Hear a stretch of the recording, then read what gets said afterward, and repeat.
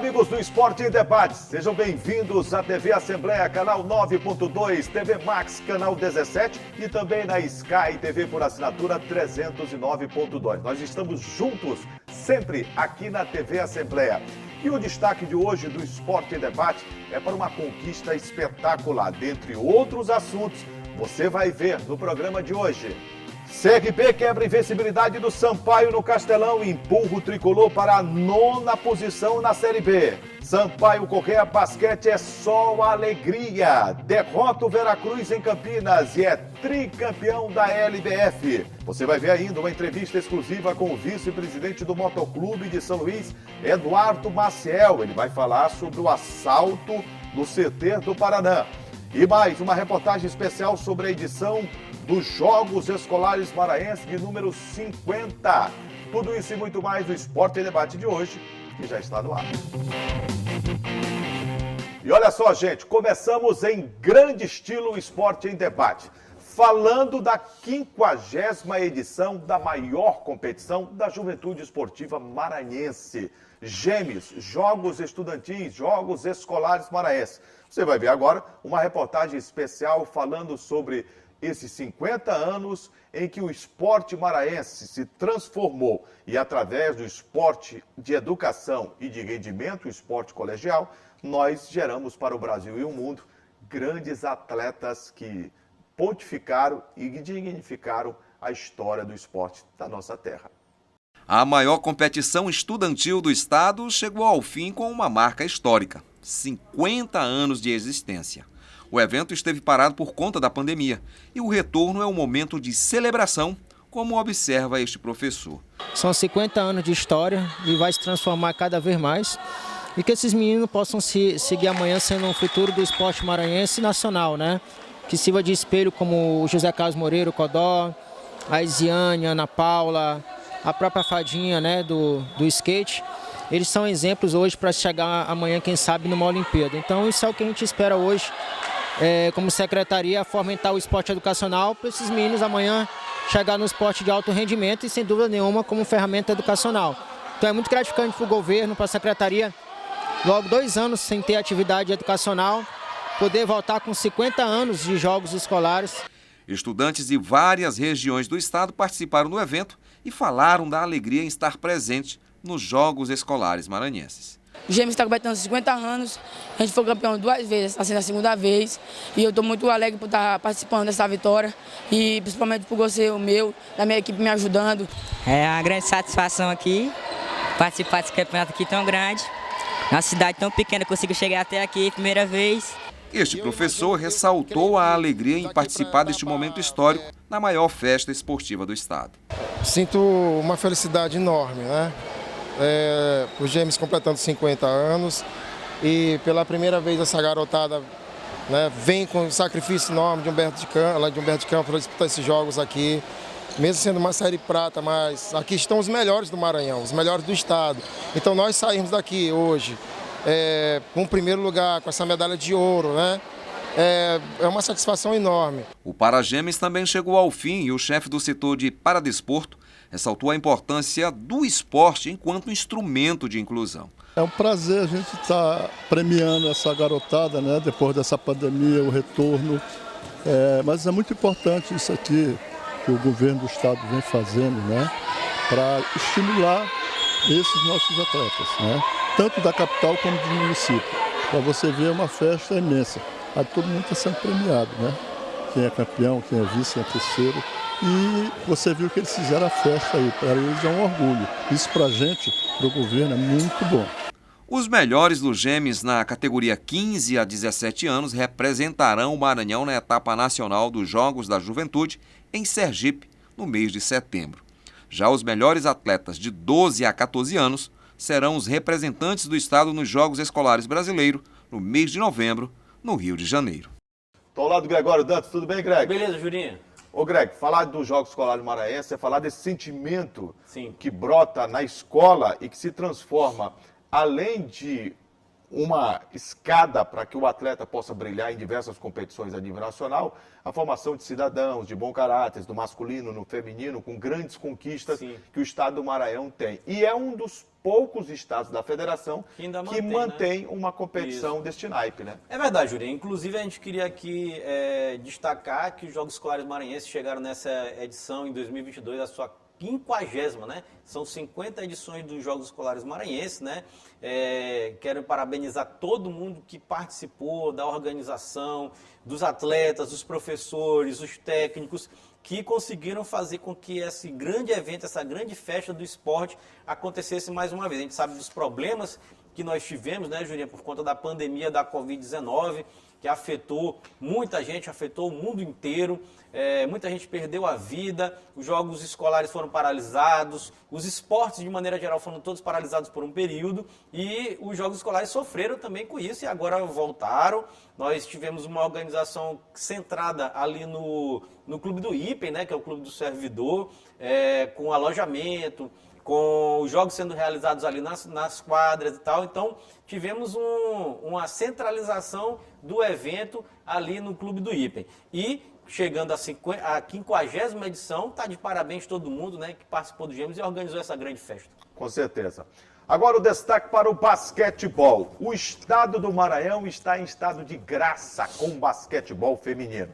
É que no final de semana, as meninas do Sampaio Corrêa confirmaram o favoritismo e conquistaram pela 3ª vez o título da maior competição do basquetebol feminino do Brasil, a LBF, a Liga de Basquetebol Feminino. O Sampaio já havia enfrentado por 2 vezes o Veracruz Campinas em São Luís, no ginásio Costa Rodrigues. E com o apoio da torcida maranhense, que foi um grande diferencial na campanha da Bolívia Querida no basquetebol, o Sampaio conquistou 2 vitórias em casa e precisava confirmar o título jogando fora de casa na 3ª partida. Eram uma melhor de 5 jogos, mas nem foi preciso jogar as últimas 2, porque o Sampaio varreu o time do Veracruz na disputa do basquetebol maranhense em 2022 e está comemorando agora o tricampeonato da LBF.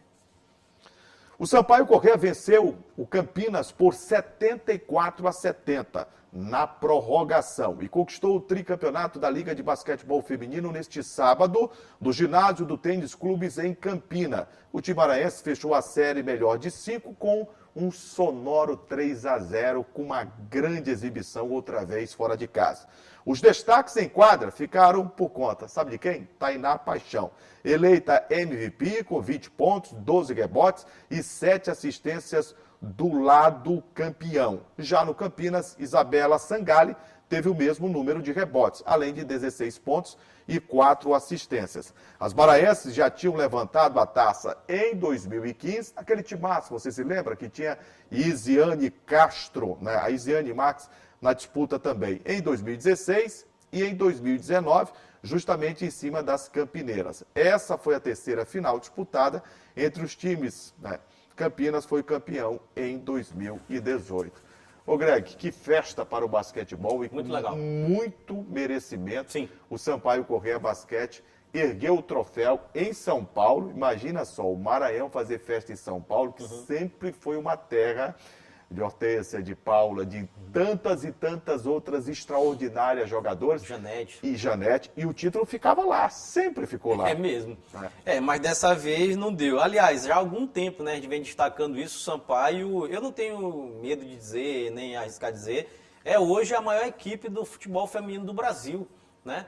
E não é de hoje, vamos dizer assim, já desde a temporada 15-16, a gente destaca que naquela época a LBF começava num ano e terminava no outro, né? Por isso o Sampaio foi campeão 15-16 e a partir de um período começou sempre, a LBF começou a ter o seu início no dia 8 de março, né? Que era o Dia Internacional da Mulher, e o Sampaio foi campeão em 2019, já nessa nova versão da LBF começando em 8 de março. E agora em 2022, pós-pandemia, né? Assim, esse período crítico que tivemos da pandemia da Covid-19, o Sampaio volta a ganhar o título da LBF, conquista seu tricampeonato nacional, destaque muito grande para a Tainá Paixão, que foi absurda no jogo.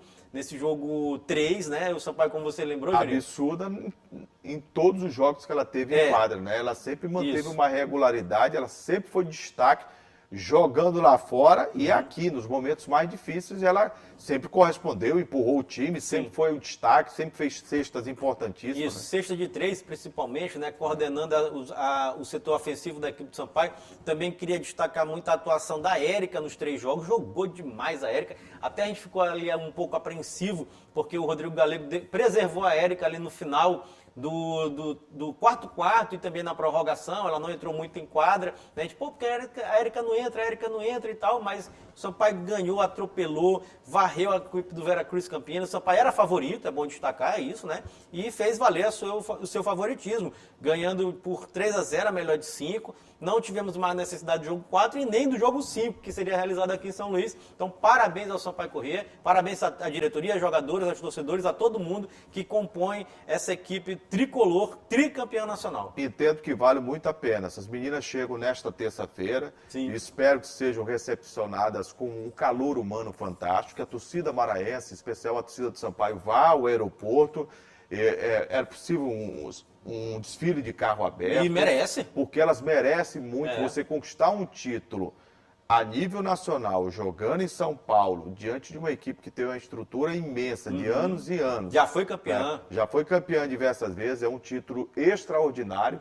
E que o basquetebol maranhense entrou para um cenário, um patamar jamais visto. Exatamente, não, isso aqui nunca foi visto na história do basquetebol maranhense mesmo, a equipe tricampeã nacional como o Sampaio Corrêa jogando aqui. Então, por isso que a gente tem, eu digo muito isso, Jurinho, aqui no Maranhão a gente infelizmente não valoriza tanto as nossas conquistas, né?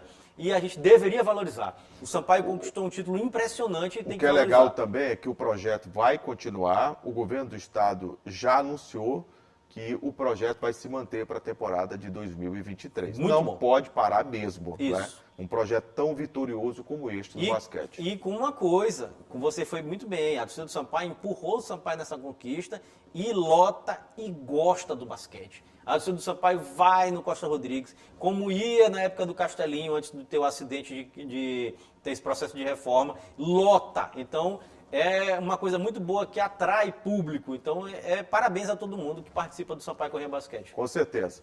Depois do intervalo, uma entrevista exclusiva com o vice-presidente do Motoclube, Eduardo Maciel. Ele vai falar sobre um acontecimento lamentável na sede do clube, que sofreu uma tentativa de assalto. Depois do intervalo, a gente volta trazendo mais destaques para você e a novidade do Motoclube. Segura aí que a gente volta já.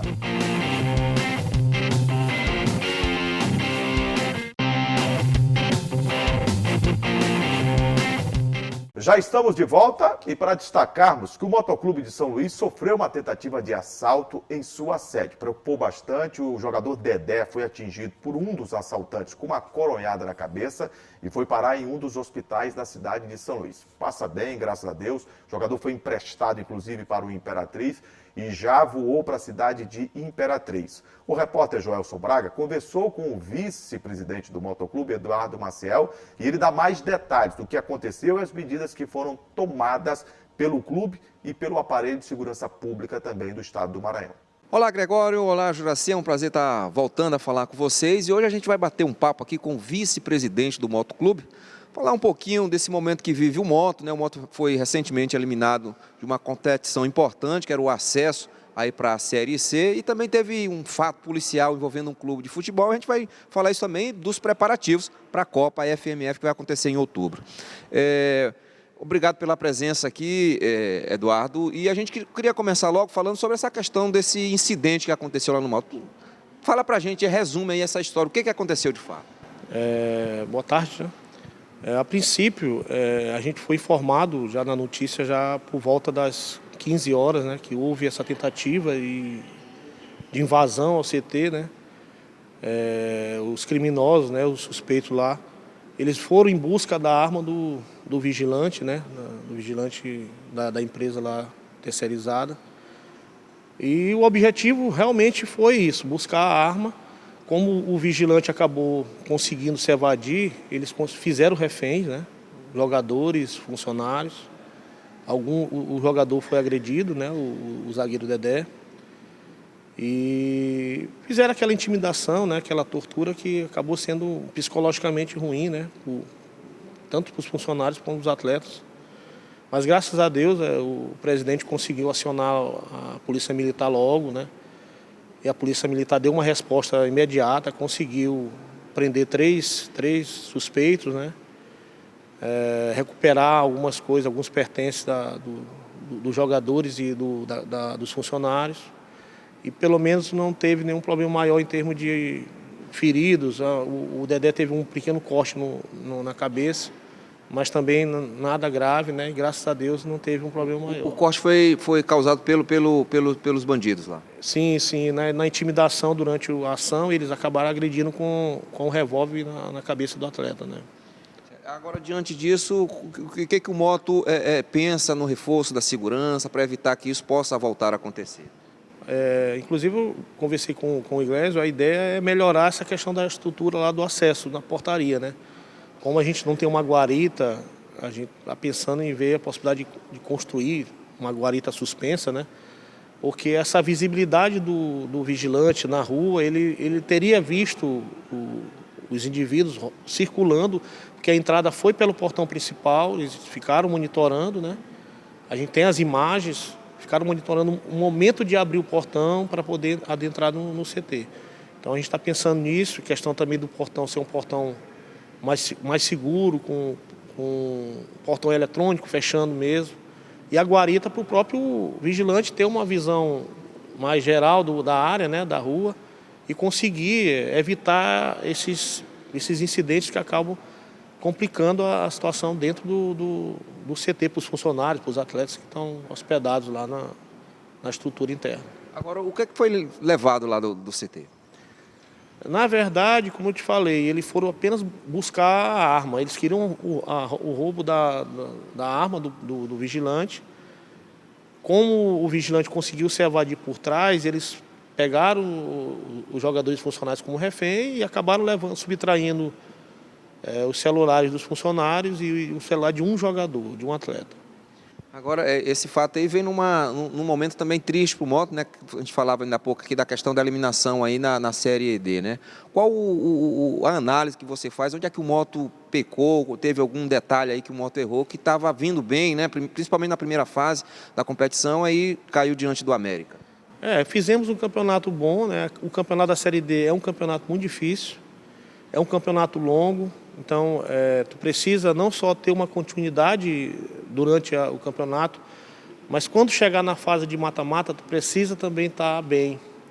Eu acredito que o Moto ele foi muito bem na primeira fase. Quando chegou na fase de mata-mata, deu uma caída de rendimento de alguns atletas que eram um destaque no time. E para mim, acho que foi o fator fundamental dessa eliminação. Nós passamos um primeiro mata-mata de uma forma não tão bem nos pênaltis, e isso aí já gerou um alerta. E quando pegou um time que estava um pouco mais preparado, tanto tecnicamente quanto psicologicamente, o Moto acabou sentindo e acabou sendo eliminado. Infelizmente, né, o planejamento era conseguir esse acesso para trabalhar em 2023, almejando uma situação melhor, quem sabe até subir para uma Série B do brasileiro, que hoje é o sonho da torcida do Moto Clube. Mas a gente levantou, né? Sacudiu a poeira, né? E vamos tentar novamente organizar o time. Nós temos uma Copa FMF agora para disputar, em função do regulamento, que é um campeonato sub-23, com limitação de apenas 3 atletas acima da idade. Nós vamos precisar reformular praticamente todo o elenco e contratar de 10 a 15 jogadores para poder a gente conseguir ser campeão da competição e ganhar a vaga na Série D do próximo ano, 2023. É isso que eu ia perguntar agora, né? Como é que está a preparação para esse momento aí? Antes daqui, até fazendo aqui os bastidores para quem está assistindo a gente, você estava conversando ali no telefone, viu que falando já com os jogadores, né? Como é que está essa expectativa dessa montagem desse time para disputar a Copa FMF, que começa logo no início de outubro? A gente, após a eliminação da Série D, a gente teve que fazer a rescisão de contrato com a maior parte dos atletas, até porque, em função dessa competição ter a limitação, a gente não poderia ficar com essa quantidade de atletas acima da idade. E eu trabalhando junto com um analista de desempenho do Moto, que é o Vinícius, a gente já está fazendo um mapeamento de atletas dessa faixa de idade, destaques também nos campeonatos estaduais, segunda divisão, e também na própria Série D. Alguns atletas já estão sendo conversados, né? A gente acredita que na próxima semana a gente já vai ter novidades, atletas já chegando para, no início de setembro, já começar a segunda pré-temporada, né, visando a Copa FMF, que tem uma previsão de início para 8 de outubro, né. A gente tem informações aí que o Moto está buscando uma parceria com o Fortaleza, né, que é um clube de Série A, né, que tem uma base também muito boa. Como é que está, em que pé estão essas negociações? O presidente teve contato com o presidente do Fortaleza, né, que deixou disponível essa possibilidade de emprestar alguns atletas sub-23 do elenco, que está jogando o brasileiro sub-23, né, inclusive eles vão jogar uma fase aí contra o Fluminense. Diante dessa possibilidade de parceria, a gente está levantando dentro desse elenco quais são os destaques que a gente poderia agregar dentro do campeonato da Copa FMF. Então a gente já tem alguns jogadores já identificados. A partir do momento que eles terminarem a competição, a gente já vai fazer essa solicitação via presidente do Moto, através do presidente de Fortaleza, para tentar conseguir trazer alguns de 3 a 5 jogadores para essa competição da Copa FMF. O que está faltando aí para fechar a negociação? Primeiramente, a gente vai fazer a avaliação de quem realmente interessa, né? E aí, após essa identificação, a gente vai conversar com a diretoria do Fortaleza, saber se existe a possibilidade de liberação desses jogadores que foram identificados. Porque pode ser que o clube também tenha uma outra perspectiva para esse atleta que, em função do rendimento na competição, possa ter uma situação melhor de proposta. E aí a ideia é levantar de 5 a 8 para ver se a gente consegue trazer de 3 a 5, né? Porque com certeza pode existir a possibilidade de algum atleta interessante para a gente não conseguir ter a liberação por parte do Fortaleza. Beleza, Eduardo. Só para encerrar, eu queria que você deixasse uma mensagem para o torcedor do Moto, que nesse momento está triste, né, abatido com essa derrota, com mais uma cena policial aí também. Qual a mensagem que vocês passariam para poder tentar levantar o ânimo do torcedor motense, a torcida motense, que é muito grande aqui no estado? A torcida deve estar triste. Eu também, como torcedor do Moto, sou diretor, mas sou torcedor apaixonado do clube. Não passei uma semana muito boa, não, em função da eliminação. O que a gente pode dizer é que o trabalho continua. Nós estamos buscando novamente reestruturar o clube, montar um elenco forte, conseguir essa vaga na Série D. E que em 2023 a gente consiga montar um elenco forte para buscar o título maranhense, que já desde 2008 que não conseguimos esse título, né? Tentar, 2018, né, foi o último ano, e tentar novamente essa vaga na Série C, que eu acho que a gente precisa sair dessa Série D, que é um campeonato que hoje os clubes que estão disputando têm essa dificuldade. Não é só o Moto que foi eliminado, a gente vê o exemplo do Santa Cruz, um time de massa, mas que também ficou no meio do caminho. Paraná Clube, time de Série A, Série B, que hoje também nem vaga na Série D do próximo ano tem. Então, vamos novamente reestruturar o time, vamos montar um elenco para brigar pelo título maranhense e novamente pelo acesso na Série C em 2023. É isso que eu deixo como mensagem de esperança para o torcedor. Eu sei que está chateado, todos nós estamos, o presidente Iglesias muito triste também, mas vida que segue, nós vamos novamente buscar essa reestruturação do time para buscar o sucesso em 2023. Beleza, Eduardo? Obrigado aí e sucesso aí para o Moto. Tá aí, Jurinha, Gregório.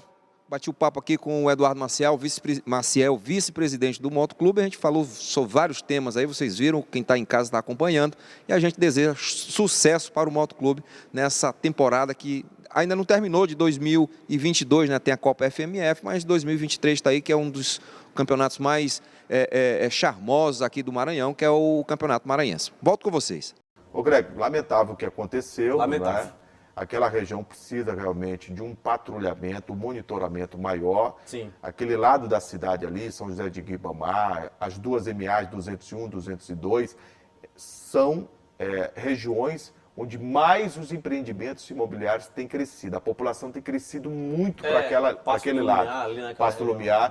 E ali precisa ter uma atenção maior do ponto de vista da segurança pública. É verdade, Jurinha, que como você pode acompanhar aí a reportagem, a entrevista, aliás, que o nosso amigo Joelson Braga fez com o Eduardo Maciel, foi muito prestativo, veio aqui aos nossos nosso complexo de comunicação da Assembleia, explicou um pouquinho do que aconteceu, né? Ficou muita dúvida na hora, começaram a vazar alguns áudios de WhatsApp dizendo que o moto estava sendo assaltado, né? Foi na terça-feira, quarta-feira, né? Terça-feira da semana passada, né? E por um tempo gerou medo, porque tinha negócio, sequestro de jogadores, sequestro de gente trabalhadores do moto, né, pessoal que trabalha ali da comissão técnica, foram verdadeiramente colocados como reféns, aconteceu mesmo isso, né? Foram roubados alguns itens, graças a Deus tivemos a violência física apenas com o jogador Dedé, que recebeu uma coronhada na cabeça, a gente teve informação. Graças a Deus o pior não aconteceu. Não aconteceu, ele estava inclusive assinando naquele momento a rescisão de contrato, empréstimo de contrato para a equipe do Imperatriz, como você já lembrou, o Imperatriz disputa a segunda dia do futebol maranhense, estava sendo emprestado, estava lá para assinar a papelada e foi vítima dessa violência absurda, né? A gente tem informação, inclusive o Eduardo falou, que os bandidos, os criminosos, né, que já foram capturados, entraram no moto, roubaram o revólver do segurança, né, o calibre 38. Colete balístico. Colete, exato, e roubaram pertences, né, de todo mundo que estava ali presente no CT do Paraná. Triste. E um deles, Isso. inclusive, chegou a fazer peneira no motoclube. Isso. Conhecia bem toda a área. Isso, e inclusive disse para o delegado na investigação que ele conhecia a área, conhecia o motoclube, tinha passado por peneira no motoclube e tinha ser ambientado, né? Já conhecia o ambiente. A gente sabe que rapidamente, ainda bem, né, teve o apoio do CTA, a Segurança Pública prendeu os bandidos, recuperou os itens roubados, né, e agiu rápido, né, foi com celeridade para que a situação fosse contornada. O Eduardo ainda falou de algumas medidas que vão ser tomadas, como você pode acompanhar. A moto vai reforçar a segurança com equipamento de cerca elétrica, também disse que vai tentar comprar um portão automático, que não é automático, isso aqui também é um absurdo, né? Uma equipe do tamanho do moto não tem um portão automático, tem que descer para abrir portão. Pois aí ele vai ter portão automático agora. Também, outro absurdo, o moto não tem uma guarita, Hinaldo. É o equipamento básico de segurança, tem uma guarita elevada para você poder ter uma visão, né, ampliada, conseguir ver. Ele disse que o Eduardo que já está agora programando a construção de uma guarita, que aí o segurança não seria rendido, né? E aí ele foi rendido por isso. E aí vai construir a guarita, então o portão automático e equipamento de segurança de cerca elétrica para tentar reforçar, né? Ali. São medidas de segurança que precisam existir lá, né? Já era para ter. Já era para ter. Ô Greg, o Motoclube de São Luís anunciou na manhã de hoje o nome do novo técnico para a disputa da Copa FMF, competição em que renderá ao campeão a disputa ou do Campeonato Brasileiro da Série D ou da Copa do Brasil. O campeão escolhe. O Moto já deixou claro que vai escolher a Série D, se for campeão nesse ano de 2022. E o nome do novo treinador, Greg, é o Paulinho Kobayashi. Certo. Foi jogador, 52 anos, passagem por grandes clubes no futebol brasileiro. E aqui trabalhou no São José e trabalhou na equipe do Imperatriz. Trabalhou recentemente no Piauí, fez um trabalho lá no River e no Altos muito bom. Andou pelo futebol cearense e recentemente não fez um bom trabalho. Foram 6 jogos em que ele não conseguiu uma vitória atuando pela equipe do Ferroviário. Exatamente. E foi demitido do Ferroviário justamente por isso, né? Foi desligado porque foram 6 jogos, nenhuma vitória alcançada, foi desligado da equipe do Ferroviário. Você foi bem, Jurinha, tinha feito um excelente trabalho na equipe do Altos. Dirigiu o Imperatriz aqui no Maranhão também, e o São José aqui no Maranhão, então será uma terceira passagem do Paulinho Kobayashi, que vai tentar levar o Moto à conquista da Copa FMF, porque é fundamental. O Moto, se não ganhar a Copa FMF, fica sem competições nacionais ano que vem. Isso aí não existe para um time do tamanho do Moto, né? Então o Moto tem que ganhar a Copa FMF, aí eu concordo completamente com a diretoria do clube. Prioridade tem que ser a escolha pela Série D, porque time grande tem que jogar Campeonato Brasileiro, isso é a minha opinião. E o Moto não é time de jogar Série D. Esse ano não deu, o América de Natal foi superior, eliminou, né? Nos 2 jogos foi superior mesmo, mas o Moto tem que jogar Série D com compromisso de acesso. Ô Greg, alguns torcedores do Moto me questionaram o seguinte: por que o Paulinho e não o Flávio Araújo? Que é um técnico mais experiente, também acostumado com acesso. Mas custa caro, né? E também outra coisa, além de custar caro, Flávio Araújo aceitaria disputar uma Copa FMF? Não sei. Não sei, né? porque era uma Copa FMF no tiro no escuro. Se não ganhar, não tem nada. E aí? Não é assim, né? O cara não vai ter um projeto... É o projeto, né? O treinador. E ele é um treinador que tem mercado, E né? tem mercado, principalmente time de Série D, Série C, ele tá tranquilo. Ele é o rei do acesso. Né? Exato, o rei do acesso. Então não é assim tão simples, não. Eu entendo a contratação do Paulinho Kobayashi. Infelizmente não passa por um período bom da carreira, né? Foi demitido no Ferroviário, mas pode se recuperar no Motoclube. Não é isso, Jurinho? É verdade. Com relação à Copa FMF, só deixar claro aqui, o Moto, ela é uma Copa Sub-23, aí você tem direito àqueles 3 jogadores acima. Dos 23 anos. E o Moto já fechou com alguns jogadores, já está certo aqui, ó. Lucas Huck e Leal vão jogar a Copa FMF. Ronald Camarão continua. Aliás, só Ronald agora, né? Camarão não mais que ele pediu. Matheus Jesus, Enzo e Denilson continua e o Moto subiu, né? Promoveu da base o volante Blade e o Meia Cardoso. São jogadores que serão aproveitados. Lembrando que a Copa FMF começa Começa não, a gente também não sabe, né? Previsão, né? Tudo é doido. Início de outubro. Tudo é meio confuso na Federação Maranhense de Futebol. Está previsto para dia 9 de outubro. Depois do intervalo, Série B do Campeonato Brasileiro, Sampaio conhece a sua primeira derrota jogando em casa. Perdeu para o CRB de Alagoas. Os detalhes, segura aí que daqui a pouco a gente volta.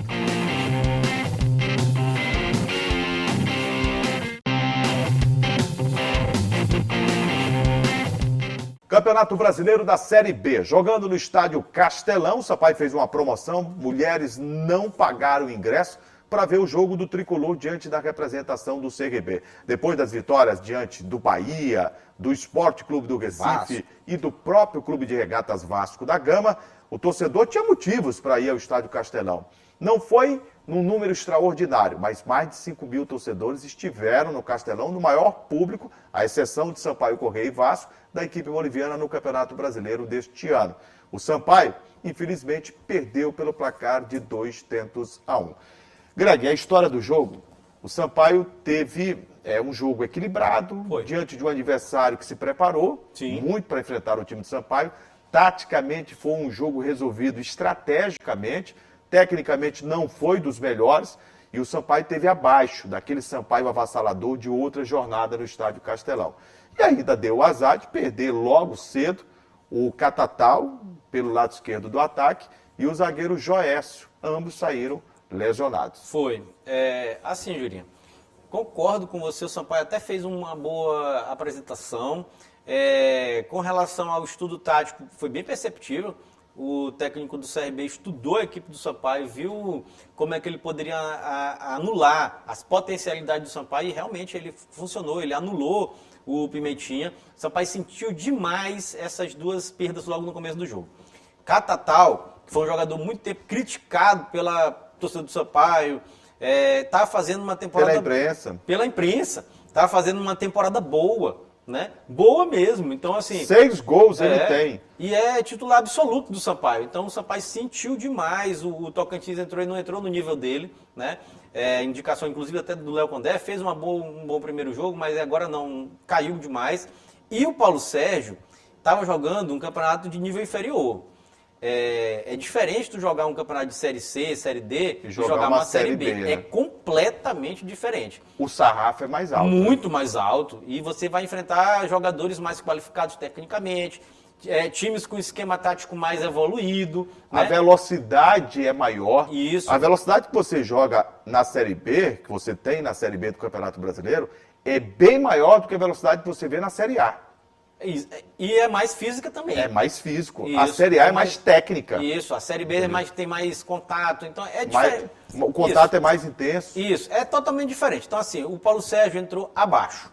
E o Sampaio sentiu também a saída do Joécio, por isso que é um jogador que está jogando no Sampaio já há tanto tempo e já está acostumado à Série B do Campeonato Brasileiro. Você vê que a defesa do Sampaio bateu cabeça em muitos momentos. Isso, inclusive... O primeiro gol foi uma grande jogada, articulada pelo Rafael Longini, com o Mocelino no meio campo. Ele recebeu uma tabela da entrada da grande área, chutou cruzado para vencer o goleiro do Sampaio, fazendo 1-0. Isso. Sampaio empatou numa jogada belíssima pelo setor direito, Pimentinha, Rafael Vila, que foi à linha de fundo.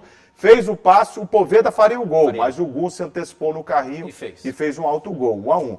E depois, no segundo tempo... Aí falhou. Uma jogada aérea, a defesa do Sampaio falha na Comeu primeira bola, mosca, falhou na primeira bola, falha na e segunda na bola. segunda deixou o Fabinho na cara do gol. Exatamente. Na cabeça ele fez 2-1. Assim, o primeiro gol da equipe do CRB foi um gol espetacular. A gente tem que deixar assim também, a gente não pode prever tudo, né?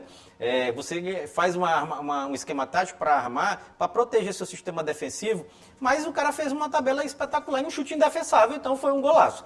O segundo Foi gol... muito bem construído, Isso, né, foi Greg? muito bem construído.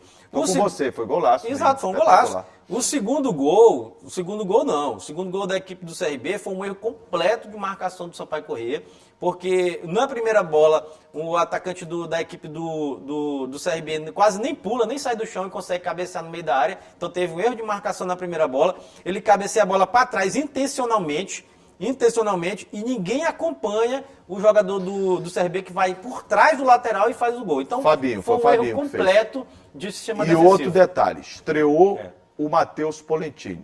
Não me agradou a estreia dele. Fez até uma boa defesa, né? Ele fez uma defesa do lance do Anselmo Ramon Foi. espetacular Pela pelo lado esquerda esquerdo. ali, foi. Mas é um goleiro calado.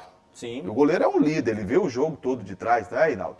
Ele precisa participar e é ele que dá o tom ao sistema defensivo. Olha, marca para a direita, ó, tá nas tuas costas e tal. Isso. Ele precisa orientar o sistema defensivo. Escolhe para onde a bola vai sair. Saída né? do gol confusa, é calado e um goleiro não pode, principalmente uma Série B, que o nível é altíssimo. O Matheus Inácio, que chegou, eu não tenho muita dúvida que vai ser titular. Pelo que eu já vi dele jogando em outros clubes. Na Série C, né? Tava né? agora.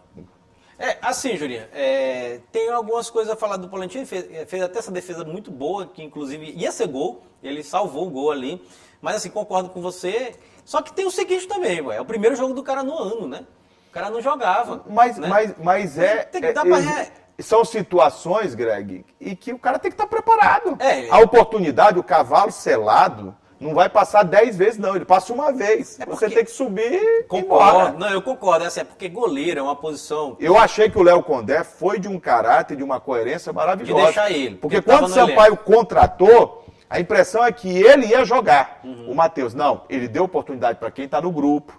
Né? E fez aquilo que a coerência recomenda. Sim. Poxa, você está com o cara do grupo, desde que começa o trabalho, precisa do primeiro goleiro, não tá, o segundo foi embora, ele é o terceiro, ele tinha que jogar. Não, eu concordo que ele tinha que jogar. O que eu estou dizendo é assim, goleiro para mim, aliás, como todas as posições do futebol, precisam de ritmo de jogo. Tu tem que ter ritmo. Agora, goleiro é fundamental. Se você é um goleiro que não joga, quando você for jogar, você está totalmente fora. Perde tempo, perde não sei o que, perde tudo. Então, para esse primeiro jogo, eu vou relevar só por isso. Por segundo, não. No segundo eu já não relevo mais por nada, Greg, não. na classificação o Sampaio caiu. Caiu para a 9ª colocação, Jurinha. A equipe do CRB, inclusive, foi uma das equipes que ultrapassou o Sampaio na tabela de classificação. A gente destaca que o Sampaio tem 33 pontos, né? Já está em preparação, inclusive vai viajar logo para a cidade de Goiânia, né? Onde vai enfrentar a equipe do Vila Nova. O jogo será disputado na quinta-feira, né? Quinta-feira, 7 horas da noite, no estádio Onésio Brasileiro Alvarenga. Tem que buscar essa primeira vitória fora de casa, Bom, tem que sair, né? É fundamental. O Sampaio já está até conquistando empates fora de casa, mas Tá na hora de ver a dessa vitória. derrota tem que começar... Como perdeu pela primeira vez Tem que em ganhar. casa, tem que ganhar a primeira vez fora, né? Exatamente. Na Série B do Campeonato Maranhense, as coisas não andam nada boas para o Maranhão Atlético Clube. O time atleticano, que teve 2 meses para se preparar para a competição, estreou empatando com o Chapadinha. Só que a segunda partida, que todo mundo esperava uma evolução, nada disso. O Maranhão fez foi perder para a representação do Tupã por 2-1. Foi. Ô Greg, caiu o técnico Carlos Ferro. Caiu. Também não dá para ficar, né? Carlos Ferro caiu, justo. É justo, não dá. Você é o técnico do Maranhão Atlético Clube. Você teve 2 Time grande, né? Você teve 2 meses. Você é a maior equipe desse campeonato aí. Não tem nem comparação com as outras, né? E você empata o primeiro jogo e perde do Tupã. Não dá. Tem que cair mesmo. Zé Augusto foi contratado, né, Jurinha? Que inclusive estava no comando do Juventude Samas, né?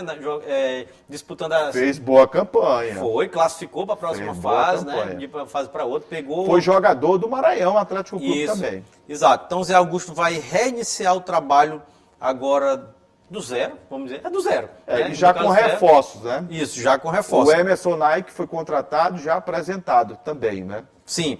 É um bom reforço para o setor ofensivo da equipe do Mário Atlético Clube. Mário Atlético Clube, Jurinha, tem apenas 1 ponto. São 7 times jogando a Série B do Campeonato Brasileiro. 1 ponto, né? 1 ponto. Greg? Ó, Meu Deus. são 7 times jogando a Série B do Campeonato Maranhense. 7. Desses 7, 2 sobem para a Série A, né? E os 2 que subirem para a Série A estão automaticamente classificados para a Copa FMF. Para buscar uma vaga na Série D ou na Copa do Brasil. Exato. O objetivo tem que ser esse, né? Chegar entre os 2 primeiros. Na verdade, o objetivo tem que ser campeão, porque é um campeonato muito fraco, né? Mas vamos supor que chegar entre os 2, subiu, pronto, tá satisfeito, né? Do jeito de hoje tá satisfeito, né? E incrível, cara. O líder da Série B do Campeonato Maranhense é o Sabiá. Sabiá de Caxias, né? 3 jogos, 7 pontos. O vice-líder é o Timon, tem 4 pontos em 2 jogos. Tupã, 4 pontos em 2 jogos. Imperatriz, 3 pontos em 2 jogos. Rapaz, Imperatriz e Maranhão, os times de maior conquista de campeonato, jogando a Série B, estão lá embaixo, né? E contra esses times bem aqui que eu Meu falei. Deus O MAC está na 5ª colocação, com 1 ponto em 2 inacreditável, jogos. né? Chapadinha tem 1 ponto em 2 Que jogos. fase, hein? E o Bacabal tem 1 ponto em 3 jogos. Não, chega. Final de programa, gente. Obrigado a todos pelo carinho da atenção dispensada. Toda segunda-feira nós temos esse encontro marcado aqui a partir das 8 da noite, com a reprise às terças, em 2 horários, né, Greg? Isso, terça-feira às 7h30 da manhã e às 2h30 da tarde. Os canais de interação para que o público possa participar, sugerir pautas, reportagens. Pois é, o telespectador pode acompanhar nosso programa através dos canais de interação, né? O primeiro é o nosso site, que é o al.ma.leg.br/TV. Tem também o telefone da nossa redação, que é o 3269-3028, e o WhatsApp aqui embaixo da sua tela. Eu quero agradecer o carinho da sua audiência. Muito obrigado, gente, por emprestar o carinho da audiência toda segunda-feira e na reprise do programa às terças-feiras também. Muito obrigado. A gente conta na rua com os torcedores, com os telespectadores, sempre falam, né, do Esporte em Debate. Muito obrigado pelo carinho da audiência de todos. E a nossa equipe, a gente sempre agradece aqui. Bispo, nosso diretor de TV, o Kemuel, o Frank, né? Sim. Lá em cima, o pessoal, Severo, o Macarrão, toda a equipe técnica. Thiago, aqui rapaz. o Thiago, o grande Thiago. Nosso Sinaldo premiado, gente da melhor qualidade. Jânio, rapaz. Meu Jânio amigo. Cavaleiro grande, Jedi. Cavaleiro Jedi, um grande abraço para você. Então, até a próxima, né, Greg? E Gleidson, rapaz. Esse não trabalha. Tchau, gente. Um grande abraço e até a próxima. A gente se vê. Tchau. Tchau mais.